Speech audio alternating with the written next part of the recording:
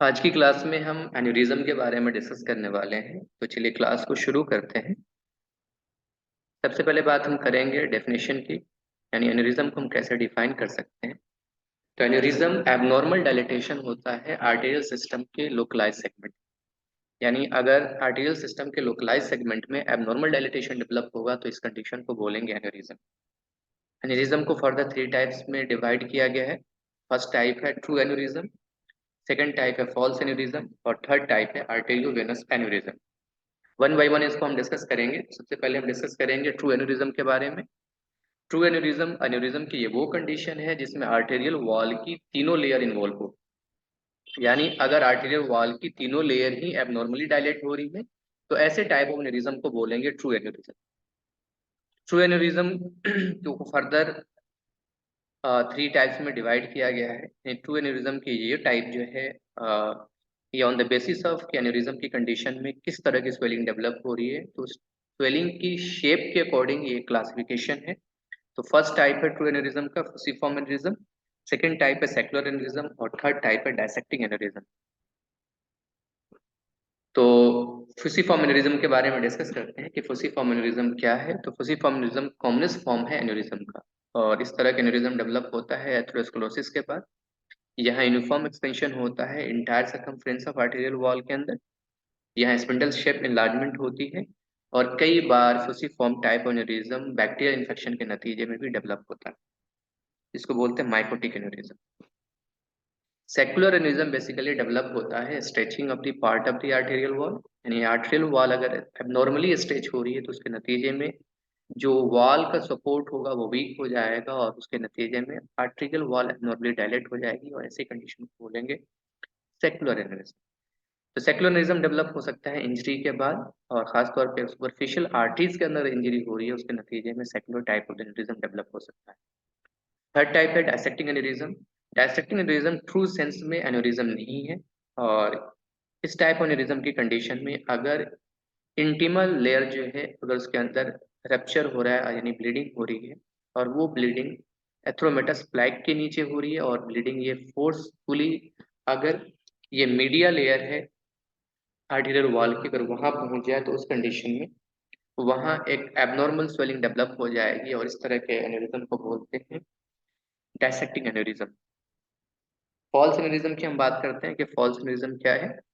तो false aneurysm basically aneurysm की ये वो कंडीशन है जिसमें सिंगल लेयर इन्वॉल्व होगी आर्टेरियल, इसमें सिंगल लेयर इन्वॉल्व होगी आर्टेरियल वॉल, और सिंगल लेयर मोस्टली जो होती है वो फाइब्रस टिश्यू की होती है, और फाइब्रस टिश्यू जब एबनॉर्मली डायलेट होगा तो उस कंडीशन में स्वेलिंग डेवलप होगी, और ऐसे एन्यूरिज्म को बोलेंगे false aneurysm. Majority of the false aneurysm जो होगा वो ट्रॉमा की वजह से होगा। अगर हम बात करें कि फॉल्स एन्यूरिज्म की कॉमनेस्ट साइट क्या है, फॉल्स एन्यूरिज्म की कॉमनेस्ट साइट है इंट्रारेनल पार्ट ऑफ एब्डोमिनल एओर्टा, और 90% केसेस के अंदर इस तरह का एन्यूरिज्म डेवलप होगा आर्थरोस्क्लेरोसिस के नतीजे में। Commonest type of the peripheral aneurysm की हम बात करें तो commonest type of the peripheral aneurysm है पॉप्लिटल एन्यूरिज्म। अगर इंट्रा क्रेनियल सेक्युलर एन्यूरिज्म है, अगर वो रप्चर हो जाए उस कंडीशन में सब एब्रेक्टोमाइडल हेमरेज डेवलप होगा। दो कंडीशन और है, जैसे एब्डोमिनल एओर्टिक एन्यूरिज्म है और पॉप्लिटल एन्यूरिज्म है। बात आती है कि इनको हम कैसे डायग्नोस कर सकते हैं। तो इन दो कंडीशन को हम इजिली डायग्नोस कर सकते हैं on the basis of the palpation. Palpation के दौरान जो एन्यूरिज्म के नतीजे में स्वेलिंग डेवलप होगी वो एक्सपेंसाइल होगी, और उसमें एक्सपेंसाइल पल्सेशन दिखाई देगा। नेक्स्ट हम बात करते हैं कि अगर leaking type of the aneurysm है तो उस कंडीशन में हमारा इन्वेस्टिगेशन ऑफ चॉइस क्या होगा। तो लीकिंग टाइप ऑफ एन्यूरिज्म है जहां से ब्लड लीक हो रहा है, ऐसे एन्यूरिज्म की कंडीशन में जो इन्वेस्टिगेशन ऑफ चॉइस हो सकता है वो सिटी स्कैन है। इन सिटी स्कैन की मदद से ऐसे एन्यूरिज्म जहां लीकिंग हो रही है ऐसे एन्यूरिज्म को हम डायग्नोस कर सकते हैं। नेक्स्ट हम बात करते हैं कि एब्डोमिनल एओर्टिक एन्यूरिज्म के नतीजे में क्या कॉम्प्लिकेशन डेवलप हो सकता है। तो एब्डोमिनल एओर्टिक के नतीजे में एओर्टिक एन्यूरिज्म के नतीजे में जो कॉम्प्लिकेशन डेवलप होगा वो ये कॉम्प्लिकेशन है कि एन्यूरिज्म रप्चर हो जाए। नेक्स्ट हम बात करेंगे कि अगर एब्डोमिनल एओर्टिक एन्यूरिज्म को हम रिपेयर कर रहे हैं तो उसके नतीजे में क्या कॉम्प्लिकेशन डेवलप हो सकता है। तो मोस्टली जो कॉम्प्लिकेशन डेवलप होता है वो रेस्पिरेटरी कॉम्प्लिकेशन डेवलप होता है। अब हम बात करें कॉज ऑफ एन्यूरिज्म की। तो एन्यूरिज्म के जो कॉजेज हैं उनको हम दो ब्रॉड कैटेगरी के अंदर डिवाइड कर सकते हैं। फर्स्ट ग्रुप जो है वो है कंजेनाइटल कॉज, और सेकंड जो ग्रुप है वो एक्वायर्ड कॉज है। तो कंजेनाइटल कॉज की हम बात करते हैं। बेरी एन्यूरिज्म ये टाइप है congenital type of the aneurysm का। और बेरी एन्यूरिज्म बेसिकली डेवलप होता है सेरिब्रल ब्लड वेसल्स के अंदर, और इसमें particularly circle of Willis involve होती है। और बेरीज टाइप एन्यूरिज्म इस वजह से डेवलप होता है कि अगर आर्टेरियल वॉल के अंदर इलास्टिक लेमिना की डेफिशिएंसी है, इलास्टिक लेमिना की डेफिशिएंसी की वजह से आर्टेरियल वॉल वीक हो जाती है, यानी आर्टेरियल वॉल का जो सपोर्ट सिस्टम है वो वीक हो जाएगा। और ऐसी कंडीशन में अगर एथेरोस्क्लेरोसिस है या अगर कोई भी अदर कंडीशन है जिसमें ब्लड प्रेशर इंक्रीज हो रहा है, तो उस कंडीशन में जो सर्कल ऑफ विलीस है उस साइड पे अगर डायलिटेशन, एबनॉर्मल डायलिटेशन डेवलप होगा, तो इस कंडीशन को हम बोलेंगे बेरीज टाइप ऑफ। जो सेकंड एग्जांपल हो सकता है कंजेनाइटल एन्यूरिज्म का, वो होगा सिरसॉइड एन्यूरिज्म। सिरसॉइड एन्यूरिज्म के कंडीशन में एक डायलेटेड पल्सेटिंग सर्पेंजिनस ब्लड वेसल दिखाई देता है, और खास तौर पे ये ब्लड वेसल्स आर्टरी को इन्वॉल्व कर सकता है या वेनस को सिस्टम को इन्वॉल्व कर सकता है।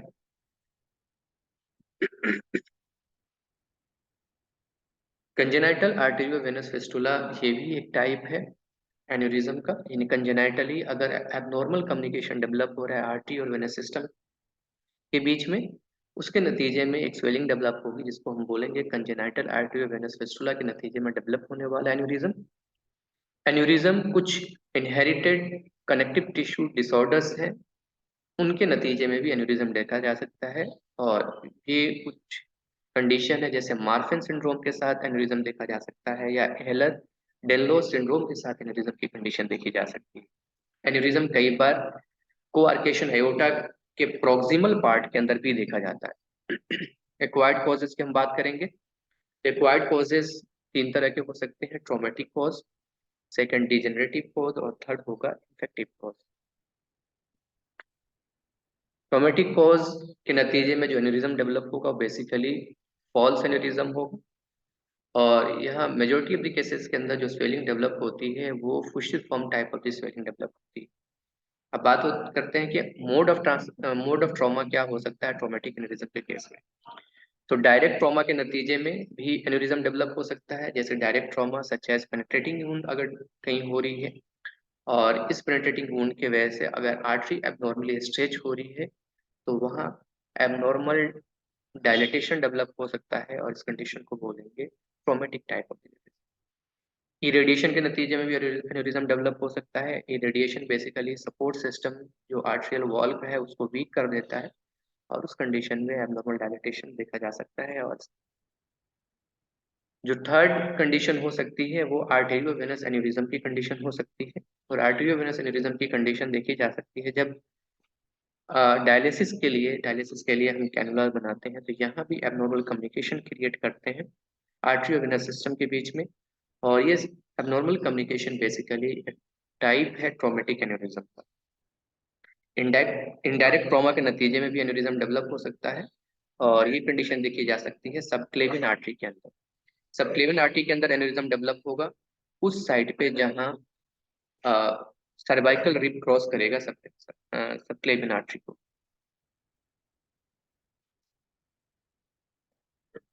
नेक्स्ट जो टाइप है एन्यूरिज्म का वो है डिजेनरेटिव टाइप ऑफ एन्यूरिज्म। ये कॉमनेस्ट टाइप है एन्यूरिज्म का, और इस तरह के एन्यूरिज्म देखी जाती है एथेरोस्क्लेरोसिस के साथ साथ अगर डिजेनरेटिव चेंजेस हो उस कंडीशन पर डिजेनरेटिव टाइप ऑफ की एन्यूरिज्म देखी जाएगी।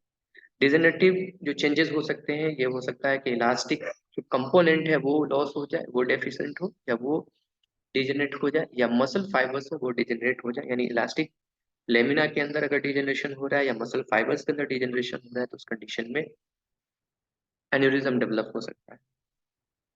अगर साइट की हम बात करें कि डिजेनरेटिव टाइप ऑफ एन्यूरिज्म किस किस जगह पे हो सकता है, तो ये एब्डोमिनल एओर्टा के अंदर हो सकता है, और पॉप्लिटल आर्टरी के अंदर ये इस टाइप की एन्यूरिज्म देखी जा सकती है।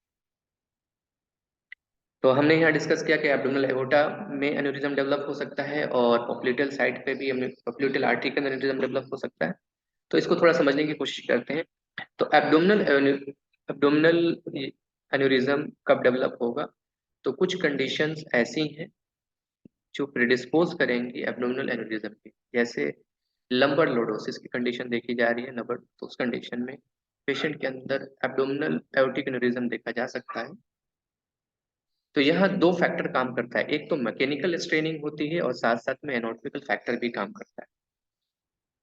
ऐसे ही पॉप्लेटल एरिया के अंदर अगर एन्यूरिज्म डेवलप होता है, उसके पीछे रीजन ये है कि यहाँ मैकेनिकल स्ट्रेनिंग होती है because of the flexion and extension, और साथ साथ में एनाटॉमिकल फैक्टर भी यहाँ काम करता है। एथेरोस्क्लेरोटिक एन्यूरिज्म बेसिकली देखा जाएगा थोरेसिक एओर्टा के अंदर या उसकी ब्रांचेस के अंदर या फीमोरल आर्टरी के अंदर। अगर हम बात करेंगे मैन टू वुमेन रेशियो की एन्यूरिज्म की, तो एन्यूरिज्म की कंडीशन मोस्टली देखी जाती है मैन के अंदर as compare to women. Negroes के अंदर, साउथ अफ्रीकन निग्रोज के अंदर peculiarly type of the congenital abdominal aortic aneurysm देखी जाती है, और उसके पीछे रीजन है मिक्वायर्ड डिजेनरेटिव चेंजेस पाए जाते हैं ऐसे इंडिविजुअल के अंदर। तो साउथ अफ्रीका के में जो लोग हैं, जो निग्रोज है, अफ्रीकन निग्रोज है, साउथ अफ्रीकन निग्रोज है, उनमें पिकुलियरली कंजेनाइटल एब्डोमिनल एओर्टिक एन्यूरिज्म देखी जाती है, और उसके पीछे रीजन है मिक्वायर्ड डिजेनरेटिव चेंज। नेक्स्ट हम बात करेंगे इन्फेक्टिव टाइप एन्यूरिज्म की। तो कुछ इन्फेक्शन के नतीजे में भी एन्यूरिज्म देखा जाता है। ये इन्फेक्शन स्पेसिफिक इन्फेक्शन हो सकते हैं, कुछ एक्यूट इन्फेक्शन हो सकता है, और कुछ नॉन स्पेसिफिक इन्फेक्शन हो सकते हैं। स्पेसिफिक इन्फेक्शन में सिफिलिस एक कॉज है जिसके नतीजे में एन्यूरिज्म डेवलप होगा। सिफिलिस के नतीजे में सबसे पहले सिफिलाइटिक आर्टराइटिस डेवलप होती है, और उसके बाद आर्टेरियल वॉल जो होगा वो वीक हो जाएगा, और फाइनली वहाँ एन्यूरिज्म डेवलप हो जाएगा। सिफिलिस के नतीजे में वासा वेस्टरम जो होता है वो ऑब्स्ट्रक्टेड हो जाता है, और वासा वेस्टरम होने के नतीजे में इंटीमल प्रोलिफरेशन जो होगा वो भी बढ़ेगा, और इंटीमल प्रोलिफरेशन के साथ साथ जो ऑब्स्ट्रक्शन डेवलप होगा, ऑब्स्ट्रक्शन डेवलप होने की वजह से नतीजे में जो न्यूट्रिशन होगा ट्यूनिका मीडिया का वो इम्पेयर्ड हो जाएगा। इस टाइप ऑफ एन्यूरिज्म यानी syphilitic type of aneurysm rare है, और अगर होता है तो मोस्टली ये थोरेसिक एओर्टा के अंदर देखा जाता है, यहाँ फ्यूसिफॉर्म या secular type of aneurysm develop होगा। कुछ एक्यूट इन्फेक्शन के नतीजे में भी एन्यूरिज्म डेवलप हो सकता है। 10% ऑफ द पेशेंट जो एब्डोमिनल एओर्टिक एन्यूरिज्म के साथ आते हैं उनमें एक्यूट इन्फेक्शन एसोसिएटेड हो सकता है। यहाँ सैक वाल जो होगा थिकेंड होगा, और यहाँ extensive active chronic inflammatory changes दिखाई देते हैं, प्लाज्मा सेल इन्फिल्ट्रेशन भी दिखाई देगा। नॉन स्पेसिफिक इन्फेक्शन के केस में non specific mycotic aneurysm develop हो सकता है। ये जो टर्म है नॉन स्पेसिफिक माइकोटिक एन्यूरिज्म, ये मिसनोमर्स है। मिसनोमर्स इसका मतलब ये है कि माइकोटिक इन्फेक्शन यानी फंगल इन्फेक्शन की कंडीशन नहीं है, अल्दो ये बैक्टीरियल इन्फेक्शन है, और बैक्टीरियल इन्फेक्शन के नतीजे में जो आर्टेरियल वॉल होगा वो वीक हो जाएगा, और वीक होने की वजह से सपोर्ट मैकेनिज्म वीक होने की वजह से वहाँ एबनॉर्मल डायलिटेशन होगा। तो इस तरह का एन्यूरिज्म जो होगा वो कहलाएगा नॉन स्पेसिफिक माइकोटिक एन्यूरिज्म।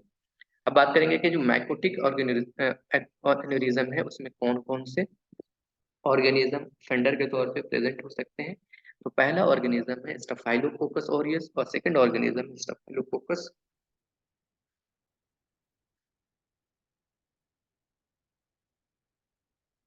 कई बार कॉम्प्लिकेशन के तौर पे एक्यूट बैक्टीरियल एंडोकार्डाइटिस के कॉम्प्लिकेशन के तौर पर जो आर्टेरियल वॉल होती है वो वीक हो जाती है, और फाइनली एन्यूरिज्म डेवलप हो जाता है। इन्फेक्टेड एम्बुलस कई बार रेस्ट कर सकता है पेरिफेरल आर्टरीज पे, और इस एम्बुलस के रेस्ट करने की वजह से वहाँ वीकनिंग हो जाती है आर्टेरियल वॉल में, और फाइनली एन्यूरिज्म डेवलप हो जाएगा। ट्यूबरकुलर कैविटी के साइड पे भी ट्यूबरकुलर कैविटी जहाँ लंग्स के साइड पे होगा वहाँ भी एन्यूरिज्म देखा जा सकता है। एन्यूरिज्म कई बार पेप्टिक अल्सर के साइड पे देखा जा सकता है, कई बार आर्थराइटिस की कंडीशन में भी एन्यूरिज्म, जैसे पोली आर्थराइटिस की कंडीशन है वहाँ भी एन्यूरिज्म देखा जा सकता है। इस हम बात करते हैं डायसेक्टिंग एन्यूरिज्म के बारे में। तो इससे पहले भी हमने डिस्कस किया था कि डायसेक्टिंग एन्यूरिज्म क्या है। तो डायसेक्टिंग एन्यूरिज्म बेसिकली ये true sense of the aneurysm नहीं है, ट्रू एन्यूरिज्म नहीं है। यहाँ स्वेलिंग इस वजह से डेवलप होती है कि एथ्रोमेटस प्लैग के नीचे इंटीमा अगर रप्चर कर जाए, एथ्रोमेटस प्लैग के नीचे अगर रप्चर हो जाए, और खास तौर पे इंटीमा के अंदर रप्चर बीनीथ द एट्रोमेटस प्लैग हो, और वहां से ब्लड फोर्सफुली एंटर हो जाए इंटीमा के थ्रू, और ये ब्लड रीच कर जाए मीडिया टूनिका मीडिया के इनर और आउटर कोट में, उस कंडीशन में एक स्वेलिंग डेवलप होगी जिसको बोलेंगे डायसेक्टिक एनेरिज्म।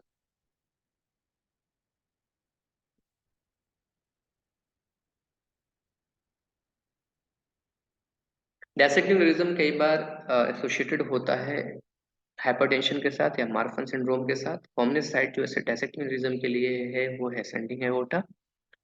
बात करते हैं कि डायसेक्टिंग एनेरिज्म में को हम कैसे सस्पेक्ट कर सकते हैं। तो अगर कोई पेशेंट आता है जिसमें सीवियर चेस्ट पेन है और पेन तरफ बैक की तरफ रेफर्ड हो रहा है और इसमें मार्केटली हाइपरटेंशन है, तो ऐसी कंडीशन में सस्पिशन राइज होता है डायसेक्टिंग एनेरिज्म पे। क्लास यहीं तक रहने देते हैं, नेक्स्ट क्लास में आगे हम कंटिन्यू करेंगे।